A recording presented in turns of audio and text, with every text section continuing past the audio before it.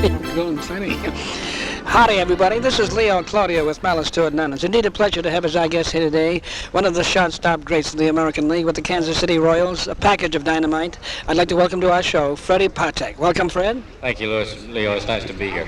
Freddie, that 5'4" frame, 140 pounds, you're getting every ounce out of it every day. Well, I think I need to. There's not much more there, so I have to get the best out of what I got. Freddie, the power which you possess is amazing. Last year you led the majors in triples, for instance, with 11. And a triple to me is a harder hit to get than a home run. How do you feel about it? Well, I think you've got to hit a lot of balls good in the gaps. I think you've got to be hit on the line, and that's something that I've been trying to do this year.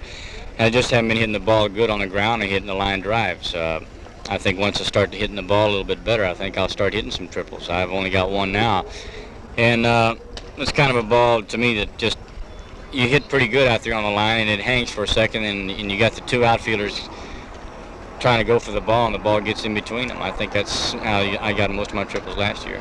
You know, I would have liked to have seen that home run that you got last year, among many others.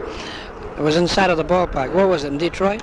Yeah, it was against Detroit, but it was in Kansas City. I hit the ball to right center field. That's where I hit most of my triples, with the right center field.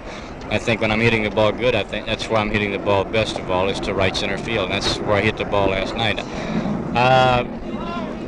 I think I think I could have possibly had another one in Detroit against the same ball club, but Mickey Stanley made a real fine running catch on one of my balls that just happened to stay up just a little bit too long. You must have had to really jet it around those bases. You get them inside the park. Yeah, well, I tell you, once you get them by, though, in Kansas City, you've got a pretty good size area out there, and if the ball hits off the wall and happens to cream off the ball to the right or left, you've got a pretty good chance of making it.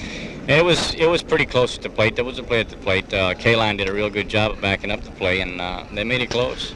Couldn't have had a better man go after the ball. No, I tell you, if it had been somebody else, maybe I'd have made it a little easier.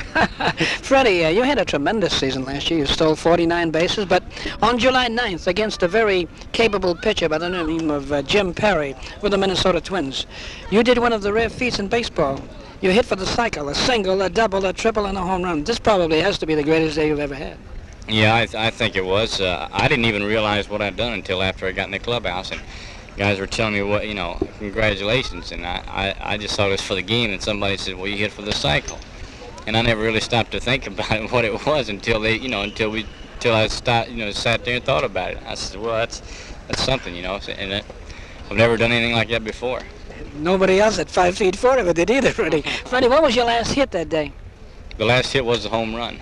Isn't that something? You didn't get them in chronological order, did you? Like a single, double, triple, and home No, run? I think the first time I was up, I got a double. The second time was a triple. The third time was a single. The last time was a home run. You had to get that home run. You had to finish that out. Yeah, it was the home run won the ball game for us also. Isn't that amazing? Freddie, it certainly was a tremendous year. And then, of course, getting 49 stolen bases with your teammate Amos Otis getting 52 certainly made you to a tremendous 1-2 punch. Well, I think that's what we got to have, because we don't have a lot of power, Leo, and we have to have some kind of threat on when we get on the base pads. And as long as we've got Amos and myself, and we've got some guys that are capable of running now. If Steve Hobley gets back in the lineup when his back gets a little bit better, there'll always be a constant threat there, and that's what you've got to have. And I think Boston has that now with Harper, and it's a great thing to have. It certainly is.